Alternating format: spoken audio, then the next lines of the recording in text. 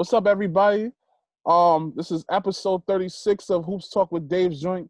Shouts to everybody that's been showing love as of late. And also for those who have not seen it, go check out our videos on YouTube, Facebook, and IGTV. But without further ado, I have a very special guest here today, Mr. Bryan Weber, assistant coach at Stony Brook University. Bryan, thank you for coming out, showing support, and also coming on to tell your story. I appreciate you having me, man. I'm excited. Indeed. So this is a question that I like to ask all the coaches. What's Bryan Weber's coaching philosophy?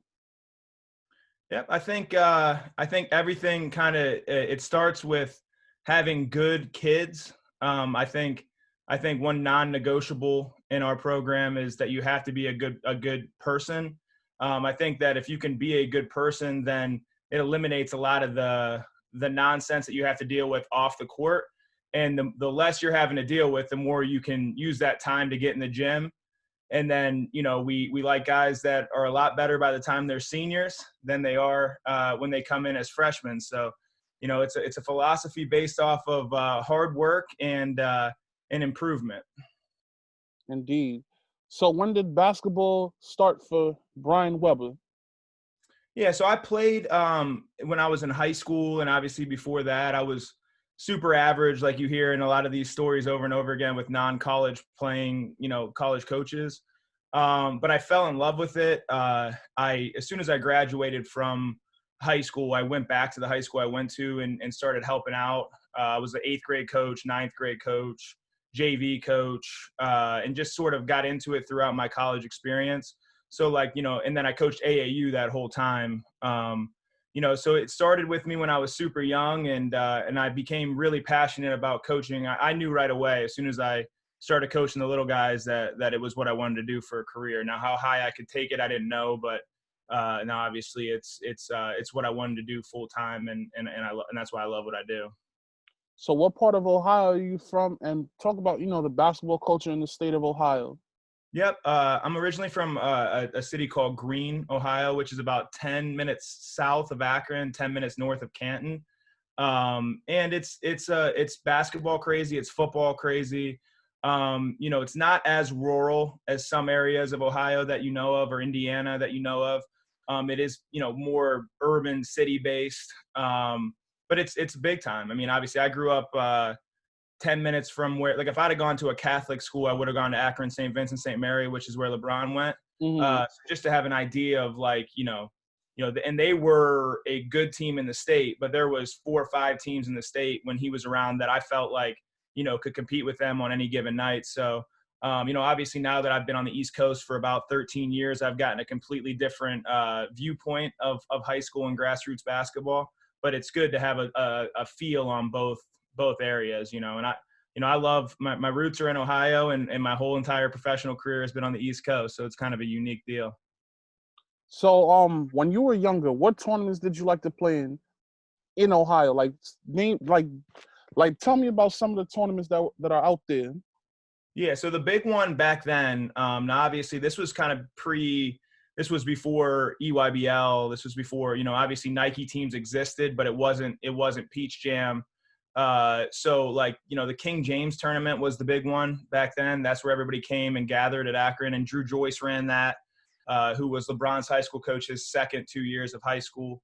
And that one was enormous. And then, it's funny because some of the bigger, huge tournaments back then in my mind probably were very local when you really get into the world of college basketball and seeing, some of these, so like the Solon Cage Classic, I can remember it being monstrous, and because you would get teams from 10, 12, 15 different states to come to it, but nothing compares to some of these tournaments that you see these days. And then obviously the hoop group stuff, where I worked many years after that, were still big. Pitt Jam Fest and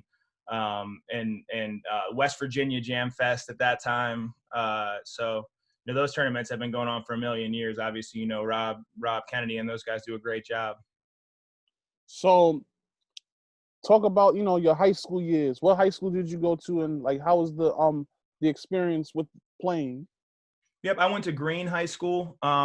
It's a very suburban type area where I would say that the majority of the kids play multiple sports. So like there wasn't this emphasis that there is with some of the high level kids of like, hey, I'm going to focus in on one sport and become really great at it.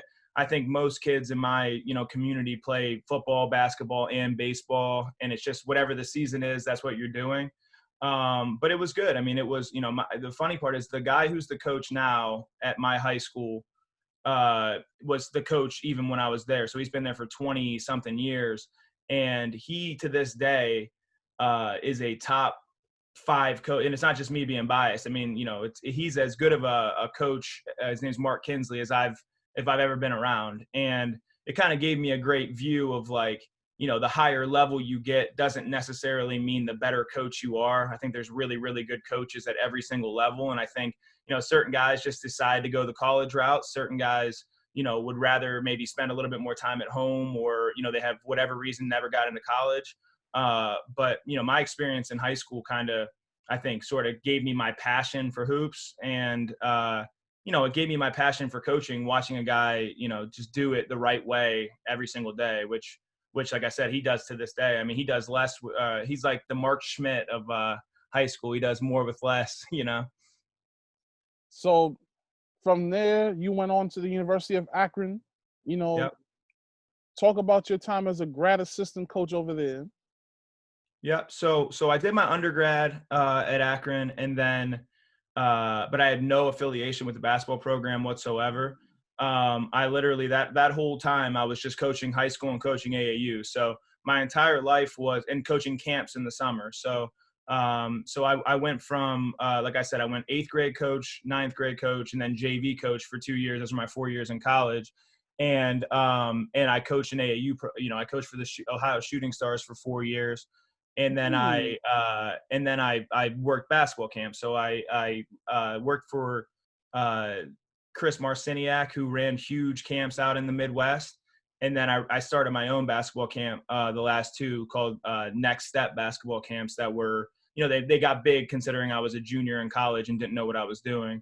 So that was my, collegiate experience. And then I taught full time at the high school level freshman English for 1 year after I graduated. And I coached at Glen Oak High School, which was where CJ McCollum and Costa Kufis went, just big time high school hoops in Ohio. And I really loved the basketball, and I just kind of liked the teaching. So, I was 23 at the time, and I knew that if I was going to get into college coaching, I needed to do it now.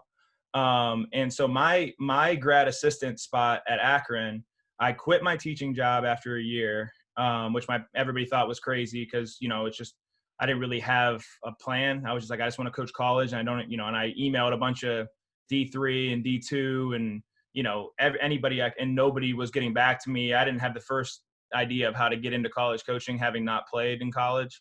And then Mike Fewline, who is the head coach at Mount Union, which they're obviously huge in football, but since he's been there, they've been a top 25 type Division III program in the country in Ohio. He was my varsity assistant coach in high school. So he said, he kind of helped me get in contact with the University of Akron.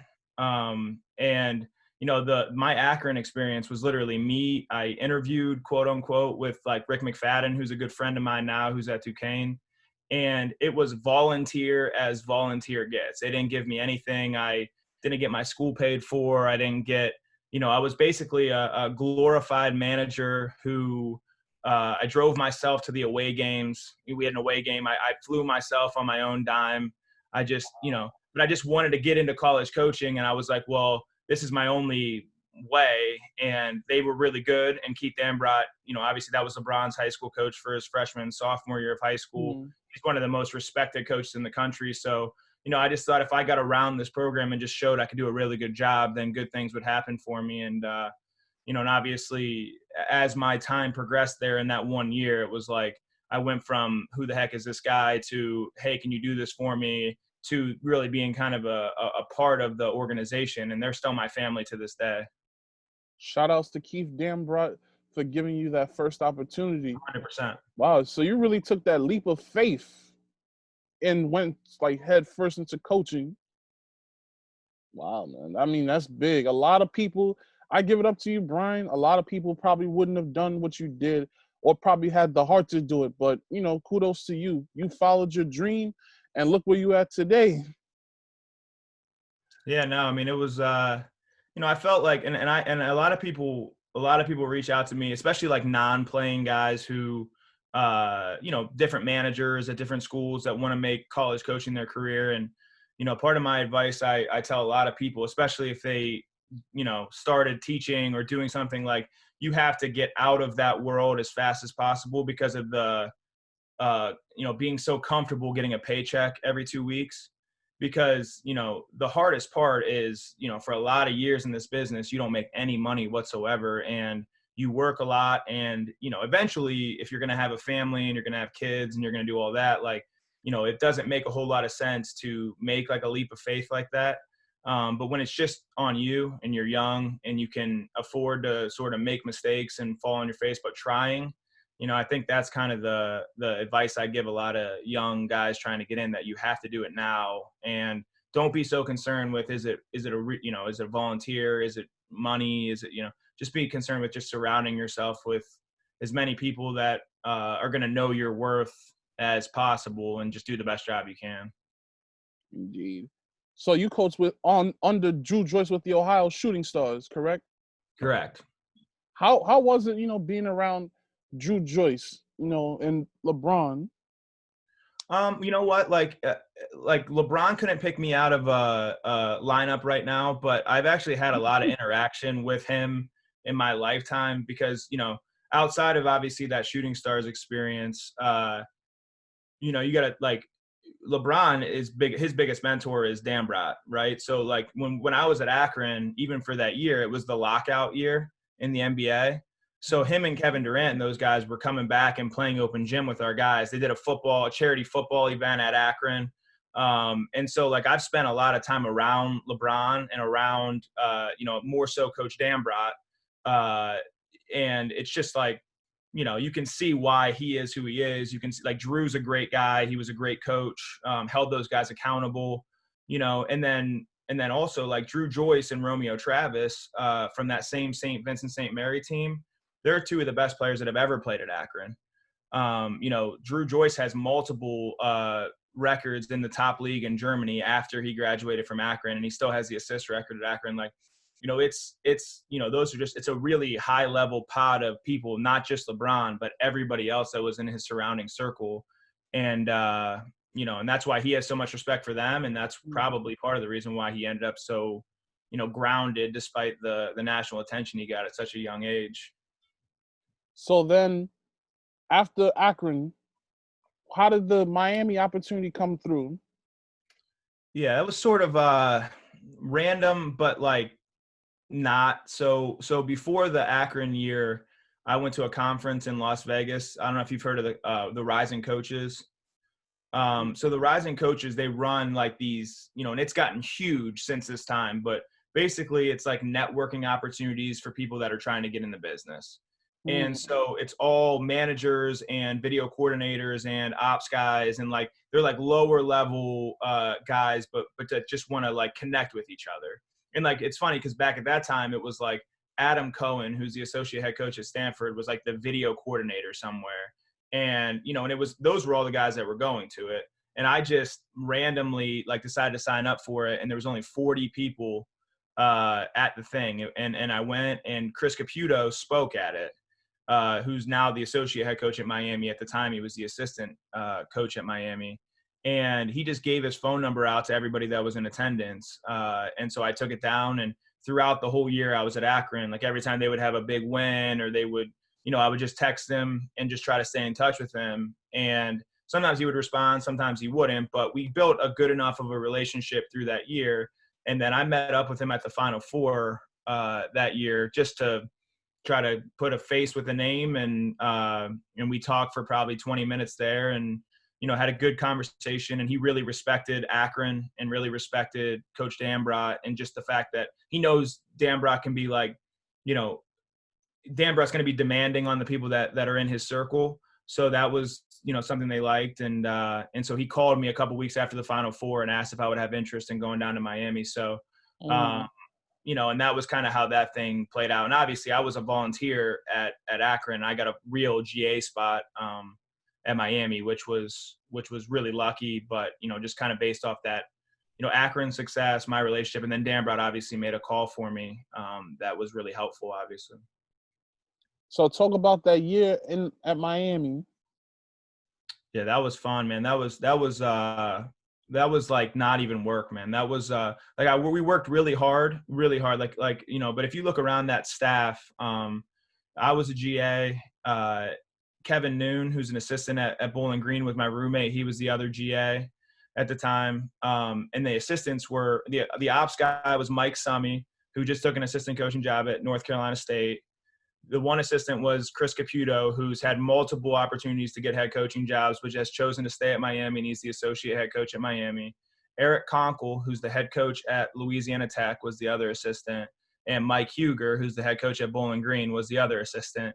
And we were like number 2 in the country for part of the year. And, Shane Larkin ended up being one of the best players in the country. And it was just like an unbelievable experience. And it was sort of like I was living in a dream world for a year, where it was like, how did I, you got to think a couple years before that, I was like a JV coach and a teacher.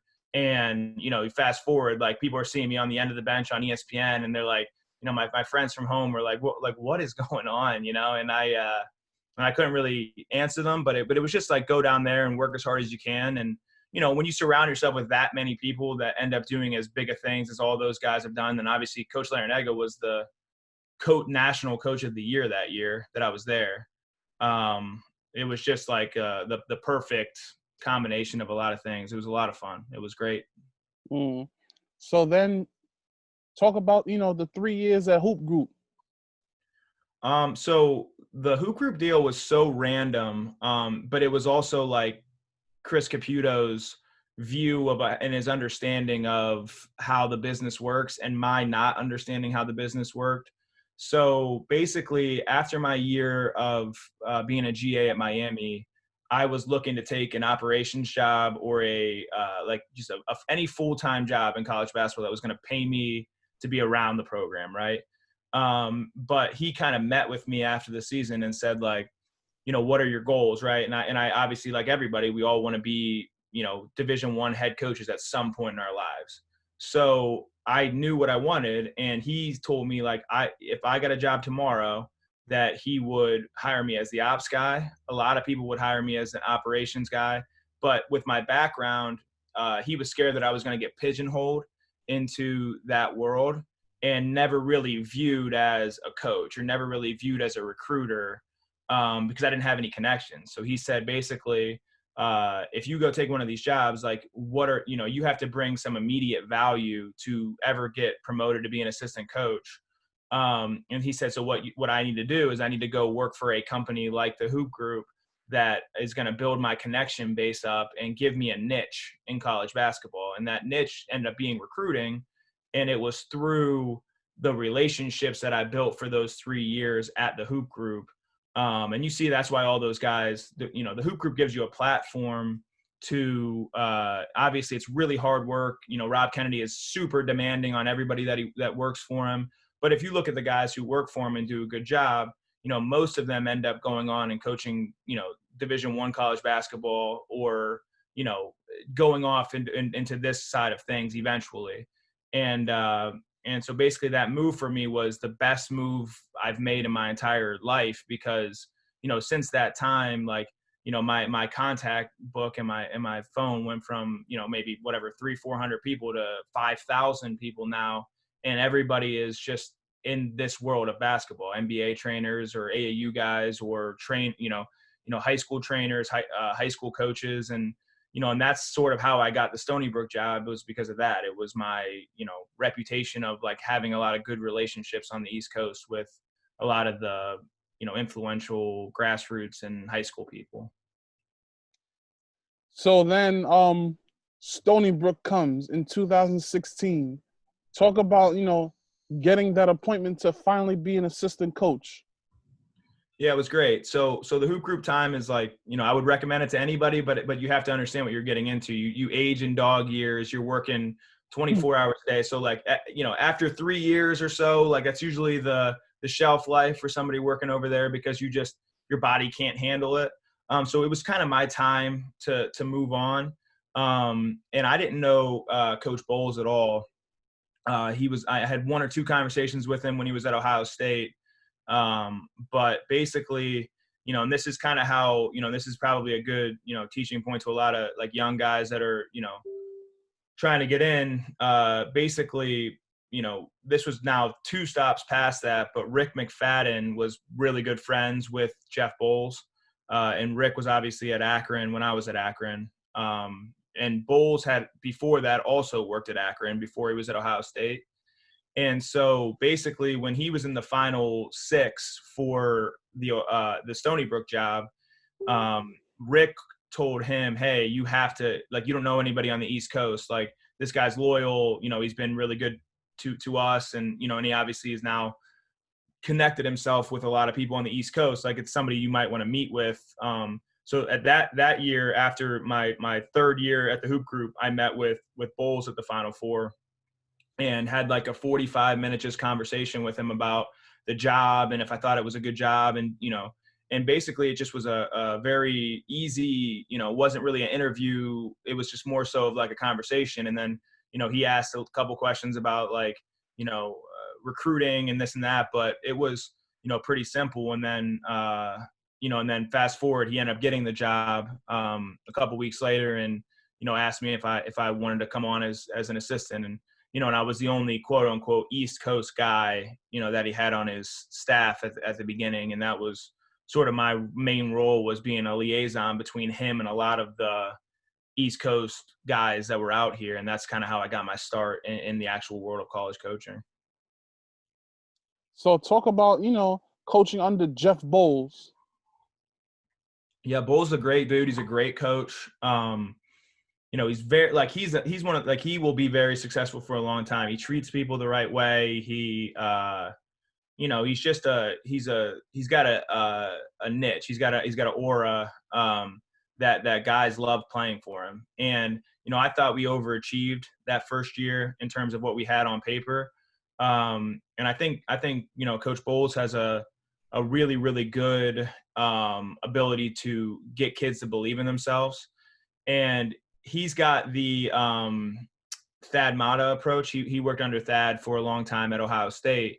And it's sort of it's all about being positive. It's all about lifting people up. And it's, and I think that everybody has to do it their own way, but that's his personality. He's an upbeat guy.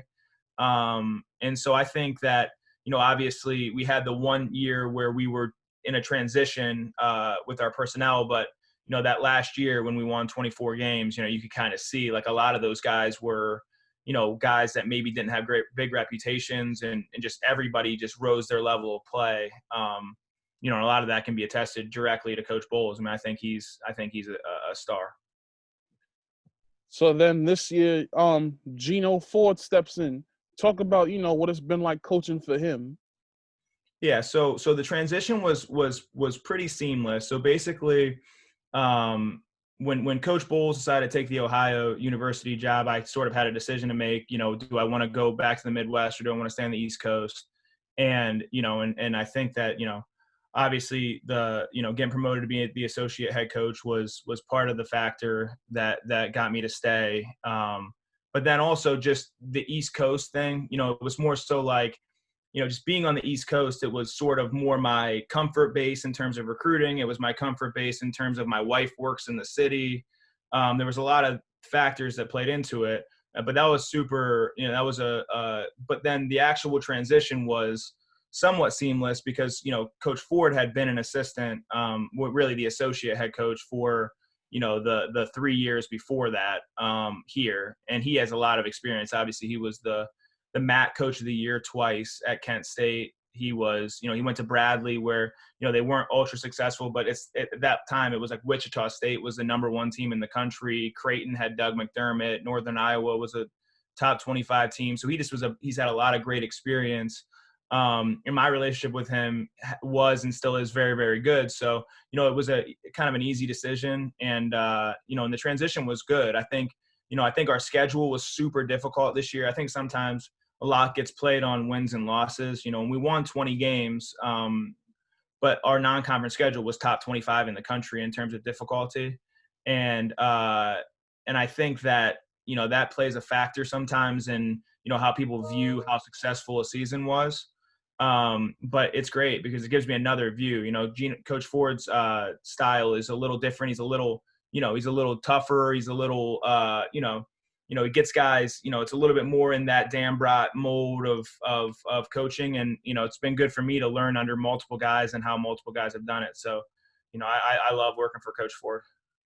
Talk about, this past season, you guys went 20-13. Yeah, I think, when you're at Stony Brook, first off, it's a very good job, and everybody knows that. It's one of the, with our facilities and our resources and our the emphasis on winning, and it's why we're able to get a lot of good players to come here, and it's why I love to show off our campus when we do recruiting visits and getting people here. But with that comes expectations. So I think that we put ourselves in a really good position to win the league. Elijah Olayinka, who at the time was our leading scorer, went down with 5 games to go in the regular season when we were kind of in a battle for that first spot, which sort of stagnated the end of the season. But I think overall it was super successful. I mean, we had a lot of good wins. We had a lot of battles. I mean, we went to Virginia and we were there. We were down by 5 with 4 minutes to go. We were although it got away from us, we played at Seton Hall and we were winning with 5 minutes to go. We lost by, I think, 2 or 4 to Providence, and then, winning at Vermont, which people don't realize how difficult that is. I mean, they don't lose very often and they don't lose often at home. For us to win there was the first time since I've been at Stony Brook that we've done that. So that was, obviously a huge factor. And I just think that we sort of, I think we had a great year. I think anytime you can, win 20 and have some of that success, when you're at a mid-major school, that's, that should be viewed as being pretty successful. Talk about, Stony Brook, the school. Yeah, Stony Brook is it's the perfect mix of athletics and academics. I mean, it's a top 50 public school in the country, which allows us to get some kids who have high academic aspirations, but also, potentially, because the way we recruit, we want to have kids that want to ultimately play professionally. But everybody knows that, and this isn't, I'm not telling anybody anything people don't know, but even if you have a successful career in the NBA or otherwise, you're going to have 10, 12 years. And then that puts you at 35 years old. What are you going to do for the rest of your life? Right. So you have to have a piece of paper that actually means something. You have to have a degree that's going to actually have some pull. So it's a high academic, but it's also a real campus. So, it's a 3-mile radius. We have about 25,000 kids that go to school here. And those are things that people don't realize until you actually come onto campus. And since we've been having visits, it's been, if we've had 150 kids come on campus or whatever, since we've been here, I would say 149 of them had no idea what they were walking into. So I think it's a big time institution academically. We also are paired with the Stony Brook Hospital, which is a national level hospital. It's super famous, and it's so which helps us, and obviously with the basketball side of things, because when we have an injury or something, we have immediate access to anything we need. But it also it gives it some additional allure in that world, in the academic world. So it's been really great, and I think that I still think it's somewhat untapped in what the potential of it can be. I think this is the type of place where you can do really, really great things, which hopefully we're on our way to do. So talk about, a normal game day at Island Federal Arena for those that haven't been out to Stony Brook. Yeah, I think people would be surprised. I mean, we're far enough out into Long Island. It's about an hour from the city. You know, we have a train that goes directly to and from the city, but we're about an hour, so we're far enough out in Long Island where it's sort of the thing to do on an average night. So our arena holds about 4,000, and we typically the thing is sold out or borderline sold out. You know, it's as good of a game day atmosphere as you're going to go to. And I know that you went to, you know, one of our smaller games last year, but like if you come to one of our games, you'll kind of see that the fan base is passionate, and you know and we have a really good home court advantage because of it. I think, you know, we've been really successful at home over the last couple of years just because of that. And you know, and I think that that's not always the case. You know, regardless of level, I think that the level of passion that your fan base has for basketball is a direct influencer on wins and losses. And you know, we feel super fortunate to have the fan base that we have that, you know, has the amount of passion for basketball. And part of that was, you know, obviously the Peichel years. You know, it wasn't always like that. You know, Coach Peichel and their staff did a phenomenal job of just building the place up to the point where when we took it over with the Coach Bowles era, you know, it was really kind of made to win. And you know, and now we're just trying to take all of that success and take it to the next level. So, talk about losing Elijah Olani. He just recently transferred to Miami. Like, he was a really solid player for you guys. Like, how tough is it losing him? It's anytime you lose you know, whether they're a senior or whether they decide to transfer, anytime you lose somebody that average 18 points a game, you're going to feel the hit.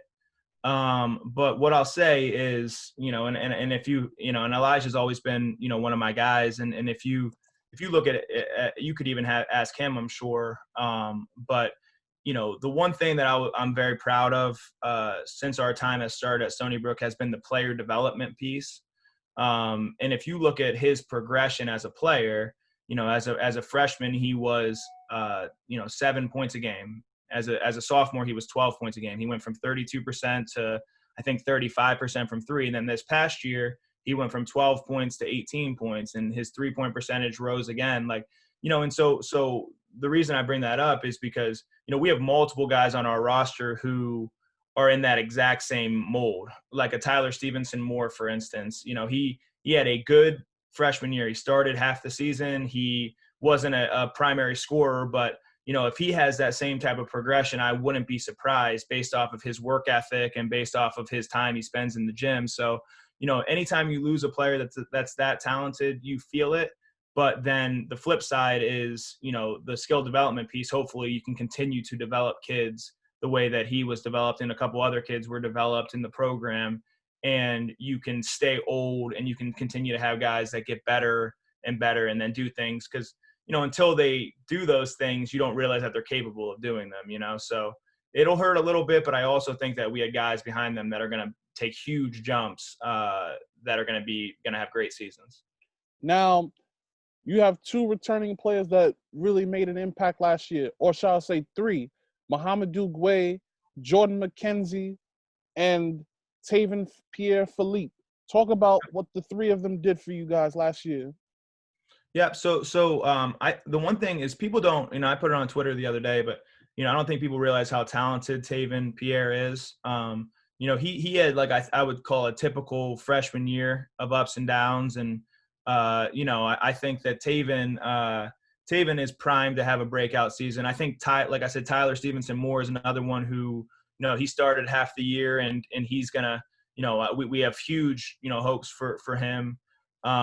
Jordan is a kid who has something that you can't teach, and that's experience, right? So Jordan is going to be one of our only seniors, and he started games as a freshman. So, you know, anytime you can have a kid that's there for 4 years that has that as many minutes logged as he does and games played, you know, he just has an understanding of what it takes to win at this level. He's been a part of a lot of big wins.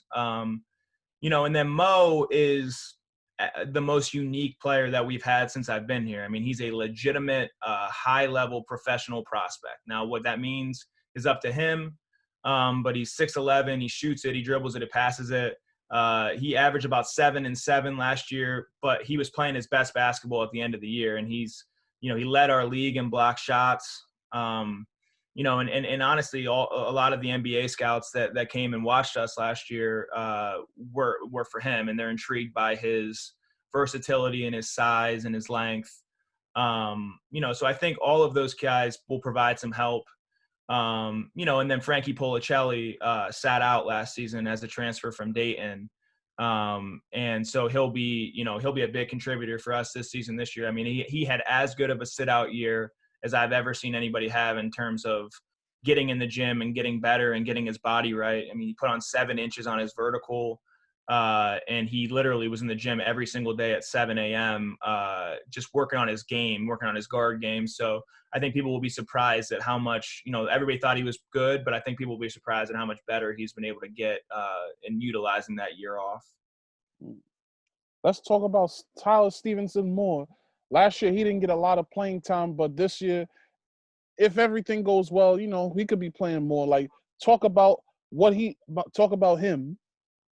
Well, I think the things I love about Tyler are he is who I thought he was. I'll put it that way when we recruited him. So he is a no nonsense. If something's going wrong, he puts it on himself. He doesn't look at and blame others. And so early in the year, he wasn't playing at all. He was, but it was never like, hey, why aren't I playing? It was just get in the gym, get better. And then honestly, 2 or 3 games into our conference season, he broke into the starting lineup. And so he ended up starting the rest of the games. So once he broke into the starting lineup, he never looked back. So he actually, he went from literally DNPing certain games early in the season to, he had 19 and 9 against New Hampshire. He had another game against Binghamton where he hit 5 threes. So we kind of saw what his capabilities are. And like I said before, I mean, with his work ethic and his just attitude and, effort and, he's got the highest vertical on our team and he's got some things you can't teach. I think his ceiling is really high. So, I mean, we couldn't be more excited for Tyler. So you guys, one thing about Stony Brook is you guys always attract a lot of transfers. So you have already talked about Frankie Policelli, but you guys also got Tyke Green from Manhattan College, Juan Felix Rodriguez. He's going to be a junior transfer from Monroe College. And you guys have Lenny Kadisha, who's coming from Monroe College also. Talk about, what all 3 of them will provide when and if they'll be eligible. Yeah, so Juan will be eligible for sure. He's a junior college transfer, so he'll be able to play right away. And and we've done quite a bit of junior college recruiting. We believe in it. We think that when you get an older kid that's a little bit more physically ready to play, we've had success with some like Mo Gee was a junior college transfer. And we actually Juan, Leighton Sewell, Juwan White, and Mo Diallo, who's Alpha Diallo's younger brother. All 4 of those guys are junior college transfers that are coming in for us this season. And Juan in particular, like we have huge hopes for him. He was a JUCO All-American, 26 and 6. And I think that once he figures out how much bigger and stronger and faster and more athletic that Division I level college basketball is, he has a chance to be super special. His talent level and his work ethic are through the charts. So we have huge hopes for him. And then Tyke Green, obviously I saw him a lot. He's had a good reputation on the East Coast through his times with Lehigh High and with some other schools. And so when he went to Manhattan, and he decided to transfer, it was somebody that we, weren't sure if we were going to be able to get, but we worked hard and luckily he decided to come here. And, if he's able to get a waiver, it is a game changer, I think, in terms of having a guy who has had experience and had success at the Division I level. So, I mean, he's just a great kid. I mean, he was all academic in the MAC. So he's like a zero issues, zero, just a hardworking kid. And, and obviously I think that if he can get eligible, obviously we're going to attempt to do it. But if he can get it, then he's going to hopefully have a couple great years for us. So, unfortunately, COVID-19 is out there, but what are some of the messages that you guys are telling the players at this time? Because gyms will probably soon reopen again. What are some messages that you've been telling them for like the past couple of months? Yeah, I think just do what you can do to make sure that by the time, whether it's because there's a lot of questions, right? None of us really know when things are going to open up or if it's going to get, all the way better, or if when it opens up, if it's going to happen again, or nobody really knows. So what we've kind of told our guys is whatever you're able to do, even if that just means running outside and doing push-ups and keeping your body right, you just have to make sure that you're staying as game ready as possible, which is really hard when you don't have the mandatory workouts. Now we've had them do some involuntary workout type stuff, which has been with, George Green is our strength and conditioning coach, and he's the best strength. I mean, and I'll say this, I've been multiple places. I mean, he's the best strength and conditioning coach in the country. And part of the reason why he's at Stony Brook is because he's a Long Island guy. He loves Long Island, but I mean, I hate to say this publicly because, I don't want anybody to take him from us, but he's as good of a strength guy as there is. I mean, everybody that we've had, if you look at their progression athletically, physically, it's insane. Some of the transformations that our guys have made. And it's 100% based off of obviously their work ethic, but George Green, just a stud. So we've had him, some of our guys are doing stuff with him. So it's our message has just been stay ready, man. And we've tried to do some Zoom meetings just to keep the camaraderie alive. I think that's important. But I think we're all itching, like everybody else in the country. We can't wait till they let us get together. And just get that family atmosphere back. So, like, unfortunately, also because of this, you guys haven't been able to go out recruiting. In August, I believe the NCAA has announced, that they're gonna have like certain weekends, this, and even like going into September, October, where you guys will also be able to go to like fall leagues. Like, in the event that you guys are able to go to like, fall leagues, will you take the initiative and, take a leap of faith and check those kids out? Yeah, I think we're gonna do whatever we're allowed to. That's the thing. I mean, we're gonna, you never want to feel like you're getting outworked by people, and you never want to feel like if it's possible to. And then we also have a little bit of like, we're all sort of battling the same thing with those kids that we weren't way out in front of.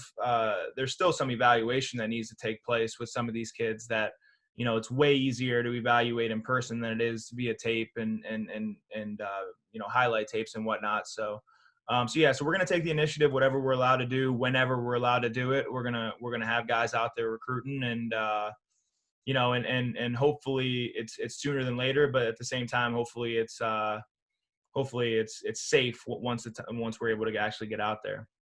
So, you guys probably get asked this every once in a while, but what are some things that you guys are looking for in players when you recruit them? Yeah, I think like, and this came from Coach Bowles' era, and we've sort of continued it. The three things he says that are non-negotiables are, hard workers who are serious about earning their degree, who love the game of basketball. And so basically it encompasses everything, right? So if you work hard and you love the game of basketball, then, you're going to be in the gym all the time. And that's something. And if you're a great kid, then we don't have to worry about the other things, which allows more time for you to be able to continue to work on your craft. So in terms of specific things we look for, if anybody that's watched us play, we're always super long, we're always super athletic. And part of that is because, there's certain things you can't teach.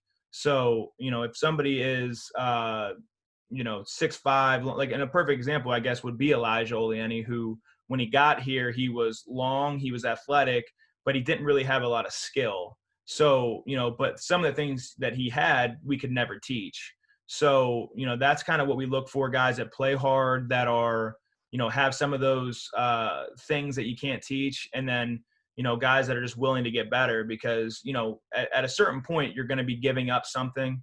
At our level, like, you get a lot of talented kids, but you also get kids that that their recruitment is, not high major, right? So whatever they're missing, you like it to be something that, like, you think that with time and energy and effort in the gym that you're able to kind of rectify, whether that's, getting a lot more jump shots up, or working on your ball handling, or whatever, and not something that, like a motor, that is something that I think that a kid either has or he doesn't.